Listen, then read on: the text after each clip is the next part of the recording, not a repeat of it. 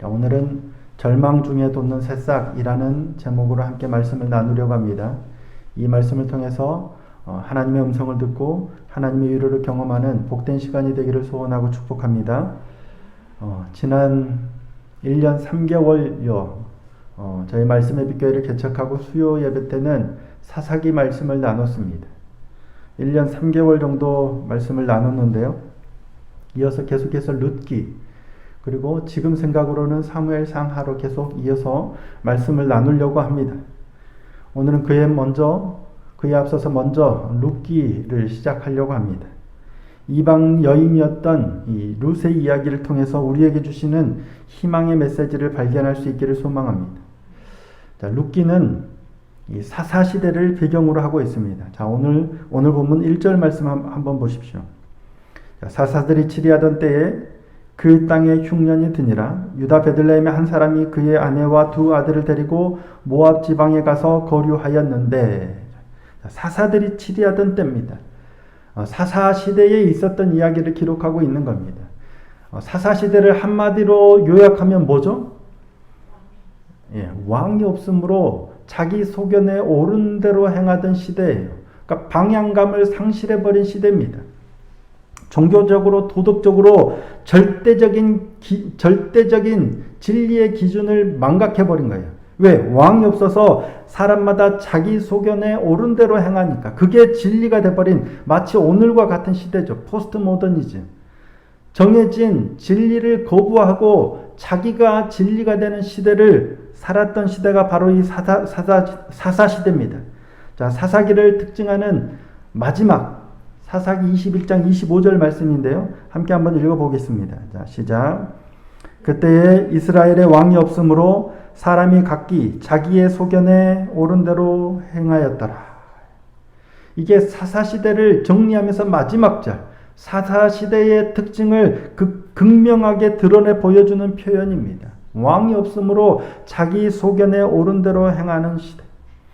하지만 룻기는 이런 어두운 시대에도 신앙을 가졌던 소수의 경건한 사람들의 이야기를 통해서 사사시대에서 이제 왕정시대로 넘어가죠. 왕정시대로 넘어가는 과정에서 하나님께서 친히 역사에 개입하셔서 섭리하고 계셨음을 보여주고 있다 하겠습니다. 룻기를 기록하신 목적은, 그러니까 한 여인이 하나님의 테두리 안에서 아주 잘했다, 이걸 보여주기 위한 게 아니고요. 이런 어두운 시대 가운데서도 한 여인을 통해서 하나님께서 이스라엘 역사를 어떻게 이끌어가고 계시는가, 하나님의 섭리하심을 보여주기 위함입니다. 더 나아가서 이 룻이라는 여인이 다윗의 조상의 계보에 이름을 올리죠. 그러니까 룻이 다윗의 조상이라는 점을 밝힘으로써 하나님께서 다윗을 택하시고 이스라엘의 왕으로 삼으신 것이 하나님의 계획과 섭리에 따른 것임을 보여주고 있는 겁니다. 절망적인 어두운 상황 가운데서도 여전히 신실하신 하나님은 일하고 계시고 당신의 거룩하신 뜻대로 역사를 이루어가고 계심을 룻기를 통해서 발견하고, 오늘 우리의 삶도 마찬가지입니다. 우리의 눈에는 절망적이고 전혀 변하지 않는 것 같고 하나님이 일하지 않으시는 것 같지만 여전히 신실하신 하나님께서는 일하고 계시고 하나님의 뜻대로 이 땅을 이끌어가고 계시다는 사실을 깨닫고 소망을 회복하는 은혜가 있기를 소원하고 축복합니다. 자, 오늘 본문은 모압 여인 룻이 이스라엘 역사에 등장하는 배경과 과정을 보여주고 있습니다. 사사들이 치리하던 때에 그 땅에 흉년이 들자 유다 베들레헴 사람 한 사람이 그의 아내와 두 아들을 데리고 모압 지방에 가서 거주하게 되죠. 그 사람의 이름이 뭐예요? 엘리멜렉입니다. 자, 오늘 본문 2절 말씀입니다. 2절 말씀 함께 한번 읽어보시겠습니다. 시작. 그 사람의 이름은 엘리멜렉이요 그의 아내의 이름은 나오미요 그의 두 아들의 이름은 말론과 기륜이니 유다 베들레헴 에브라 사람들이더라. 그들이 모압 지방에 들어가서 거기 살더니 거기 거주했다는 얘기예요. 잠깐 흉년을 피해서 가서 머물다 돌아온 게 아니라 아예 거기에 살아버린 거예요. 그러니까 유다 베들레헴에서 살던 그들이 모압으로 건너가서 그곳에 거주하게 된 이유가 뭐예요? 그 땅 가나안 땅에 흉년이 들었기 때문이에요. 기근이 들어서 흉년이 들어서 먹을 양식이 없자 양식이 있는 모압 땅으로 가게 된 거예요. 나오미가 시간이 흘러서 모압 지방에서 나와서 다시금 고향인 유다 베들레헴으로 돌아가려 한 이유가 뭐예요? 하나님께서 유다 베들레헴 땅에 그 백성들에게 양식을 주셨다라는 소식을 듣고 돌아가려고 한 거예요. 자, 6절 말씀입니다. 그 여인이 모압 지방에서 여호와께서 자기 백성을 돌보시사 그들에게 양식을 주셨다 함을 듣고 이에 두 며느리와 함께 일어나 모압 지방에서 돌아오려 하여. 그러니까 엘리멜렉이 아내와 아들들, 가족들을 데리고 이주한 것은 흉년으로 인해서 먹을 것이 없으니까 양식이 떨어져서 모압 지방, 양식이 있는 모압 지방으로 양식의 문제를 해결하기 위하여 간 겁니다. 어쩌면 너무나 당연한 결정으로 보이기도 합니다. 그 땅에 기근이 들어서 먹을 양식이 없다면 당연히 양식이 있는 곳으로 옮겨야 하겠죠. 그곳에 거주하는 게 마땅해 보입니다. 하지만 문제는 가나안은 하나님이 주신 약속의 땅이라는 사실입니다. 하나님께서 애굽에서 종살이하던 이스라엘 백성을 당신의 백성으로 삼으시고 인도해 내셔서 약속의 땅으로 주신 땅, 축복의 땅, 하나님의 눈이 머무는 땅이, 그 땅은 뭐예요? 젖과 꿀이 흐르는 땅으로 하나님께서 이른 비와 늦은 비를 때에 따라서 적당하게 내려주셔서 풍성한 수확을 얻게 하시는 땅이요, 하나님이 돌보시는 땅입니다. 연초부터 연말까지 하나님의 눈이 항상 그 위에 머무는 땅이에요. 하나님이 계속 보고 계시고 때에 따라서 이른 비와 늦은 비를 내리셔서 수확을 얻게 하시는 땅이에요. 자, 신명기 11장 12절 말씀입니다. 내 하나님 여호와께서 돌보아 주시는 땅이라 연초부터 연말까지 내 하나님 여호와의 눈이 항상 그 위에 있느니라. 하나님이 계속 이곳을 보고 계시는 거예요. 하나님이 돌보시는 거예요. 근데 여기에 문제가 생겼다면 이유가 뭘까요? 하나님이 계속 연초부터 연말까지 보고 계시고 돌보아 주시고 때에 따라서 비를 내려주시는데 그곳에 가뭄이 들어서 흉년이 됐다면 이유가 뭐예요? 하나님이 그렇게 하신 거겠죠. 하나님이 그 땅에 비를 멈추게 하신 거예요. 하나님이 그 땅에 징계를 내리신 거예요. 그래서 흉년이 된 거예요. 하나님이 이처럼 그들에게 비를 내리지 않게 하시고 가뭄이 들게 하셔서 흉년으로 먹을 것이 없게 하신 이유는 뭐예요? 누군가가, 하나님의 백성이 하나님의 명령을 청종하지 않았기 때문이겠죠. 말을 잘 들었으면 하나님 뭐라고 하셨어요? 자, 신명기 11장 13절 14절입니다. 함께 한번 읽어보겠습니다. 자, 시작. 내가 오늘 너희에게 명하는 내 명령을 너희가 만일 청종하고 너희의 하나님 여호와를 사랑하여 마음을 다하고 뜻을 다하여 섬기면 여호와께서 너희의 땅에 이른 비 늦은 비를 적당한 때에 내리시리니 너희가 곡식과 포도주와 기름을 얻을 것이요. 하나님의 명령을 잘 따르면 하나님께서 때에 따라서 이처럼 비를 잘 맞춰 내리셔서 풍성한 곡식을 얻게 하실 거예요. 그런데 안 하시고 비를 안 주시고 가뭄이 내리게 했다는 건 명령을 청종하지 않았다는 거예요. 이스라엘 백성들이 하나님 앞에 범죄했기 때문에 하나님이 비를 그치신 거예요. 그래서 징계를 통해서 하나님께로 돌이키게 하시기 위함이에요. 따라서 그 땅에, 이 땅에 흉년이 임했다면, 흉년이 들었다면 우리가 취해야 할 방향이 어딜까요? 양식을 얻으러 모압 땅으로 가는 게 아니라요, 이 땅에 징계를 내리시는 하나님 앞으로 돌아가야 하는 거예요. 하나님이 이 땅에 가뭄을 내리셨다면 징계이기 때문에 징계를 피해서 모압 땅으로 갈 게 아니고요, 징계를 내리신 하나님 앞에 가야죠. 그래야 이 문제가 해결되는 거예요. 근데 엘리멜렉과 그의 가족이 유다 베들레헴을 떠나서 모압으로 갔다는 것은 하나님의 의도와 하나님의 뜻과 정반대의 길로 갔다는 것을 의미하겠죠. 그들의 패착이에요. 그 때문인지는 몰라도 엘리멜렉이 모압 땅에서 죽고 맙니다.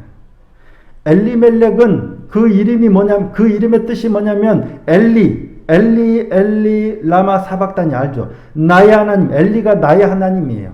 엘리 멜렉은 왕이라는 뜻이에요. 멜렉, 왕. 나의 하나님은 왕이라는 뜻이에요. 그러니까 엘리멜렉의 이름의 뜻이 뭐예요? 나의 하나님은 왕이시다. 나의 하나님은 왕이시다. 왕이신 나의 하나님. 이게 그의 이름의 뜻이에요. 누가 그 이름을 지어줬을까요? 부모님이 지어주셨겠죠. 그러니까 아들이 낳았는데 아들의 이름을 나의 하나님은 왕이시다. 하나님이 왕이시다는 이름을 지어준 거예요. 왜? 그렇게 믿음이 좋은 거예요. 우리 하나님이 왕이셔. 당시 사사시대가 어떤 시대예요? 왕이 없으므로 자기 소견에 옳은 대로 살아가던 시대에 아들을 낳고 이름을 하나님이 왕이시다는 거예요. 이름을 그렇게 지을 정도로 그의 부모의 신앙이 좋았던 것 같아요. 엘리멜렉도 그런 부모 밑에서 잘 자랐겠죠. 신앙이 꽤 좋은 모습으로 자라지 않았을까 싶어요. 하지만 기근이 생기자 하나님께로 나아가기보다는 양식을 얻으려고 모압으로 갔다는 건 고난 앞에서 하나님을 견고하게 신뢰하고 믿고 하나님 앞으로 나아갈 정도로 성숙하지는 못했다는 것을 보여줍니다. 엘리멜렉은 결국 모압 땅에서 죽고 남겨진 두 아들은 그 땅에서 모압 여자를 아내로 취합니다. 첫 번째 패착이 하나님의 징계를 받아서 하나님 앞으로 나아가지 않고 모압으로 갔던 게 첫 번째 잘못이었다면, 두 번째 잘못은 그 땅에서 거주하면서 그 땅의 여인을 아내로 취했다라는 겁니다. 자, 4절 말씀입니다. 4절 말씀 함께 한번 읽어보시겠습니다. 시작. 그들은 모압 여자 중에서 그들의 아내를 맞이하였는데 하나의 이름은 오르바요, 하나의 이름은 루시더라. 그들이 거기에 거주한 지 10년쯤에.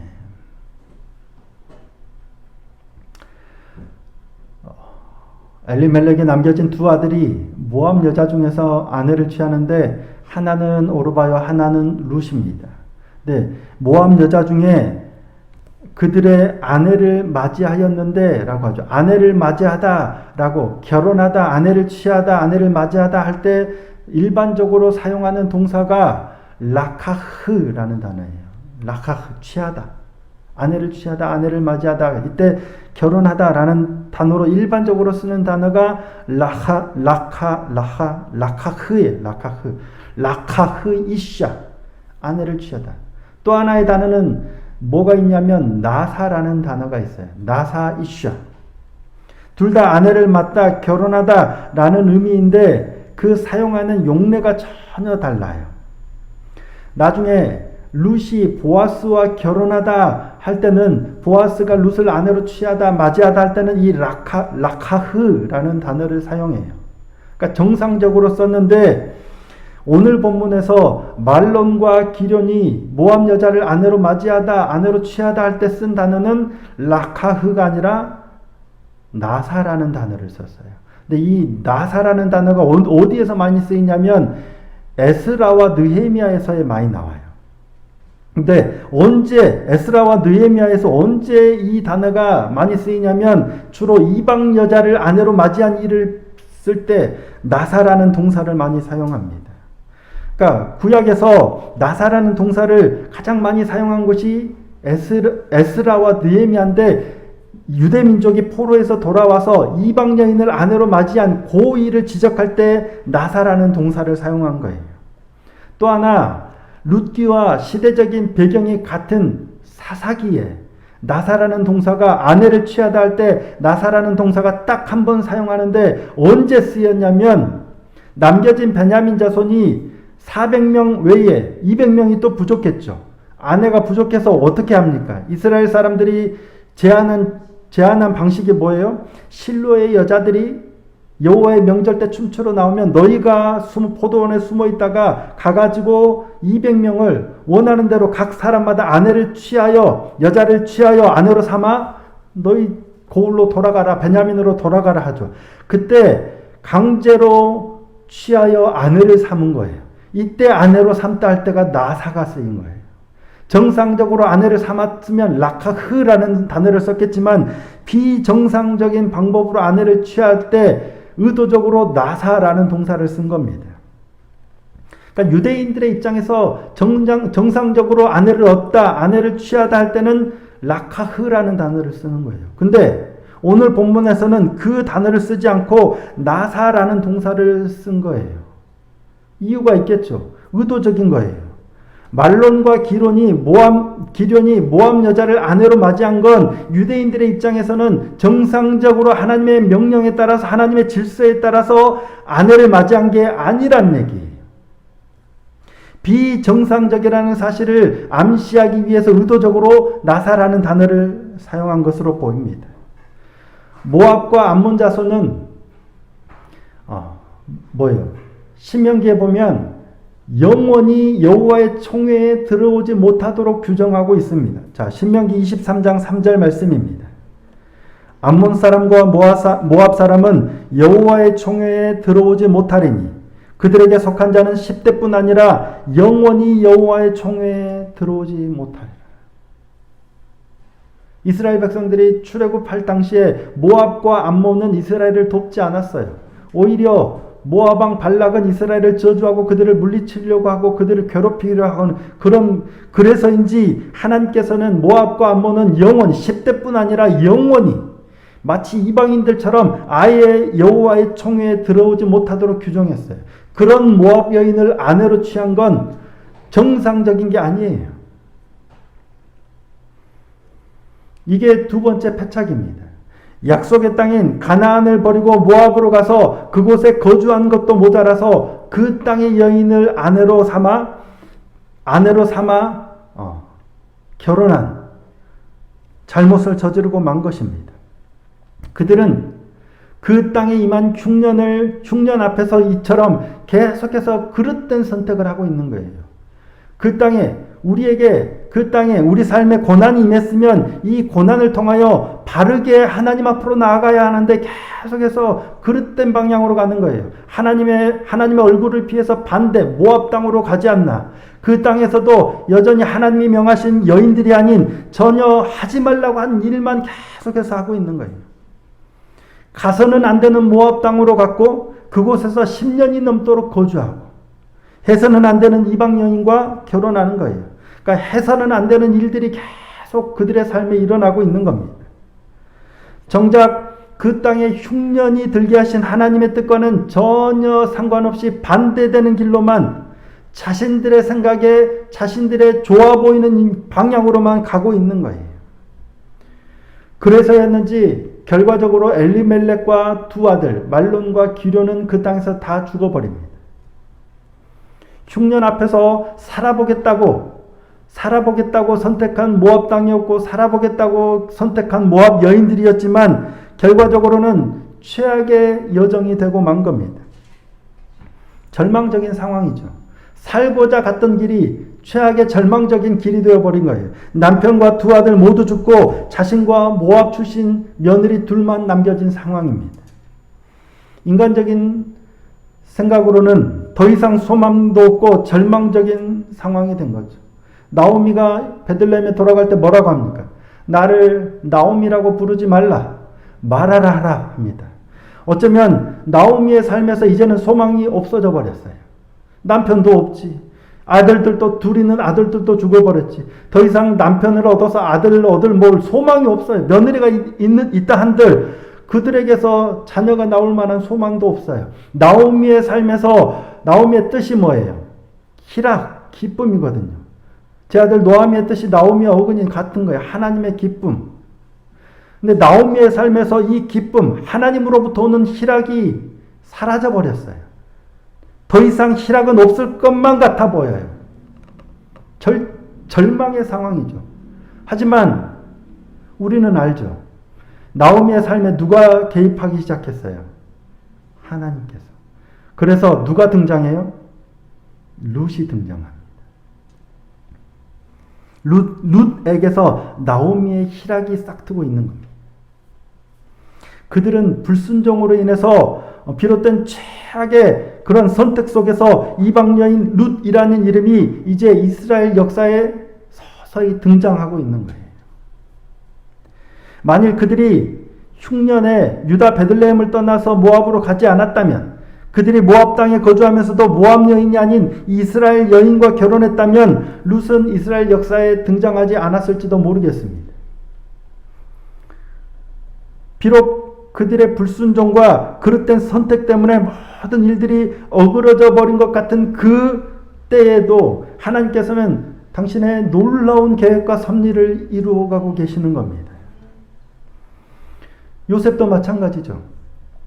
형들이 요셉을 미디안 상인에게 판 이유가 뭐예요? 하나님께서 이스라엘을 구원하실 놀라운 계획 가운데 우리가 이 동생을 팔아야 되겠다 했나요? 아니잖아요.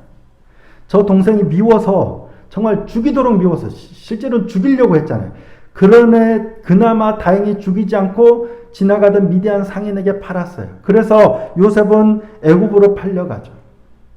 그들이 동생 요셉을 애굽에 팔아버린 건 어떤 거룩한 하나님의 뜻을 따라간 게 아니라 자신들의 시기와 미움 때문이었어요.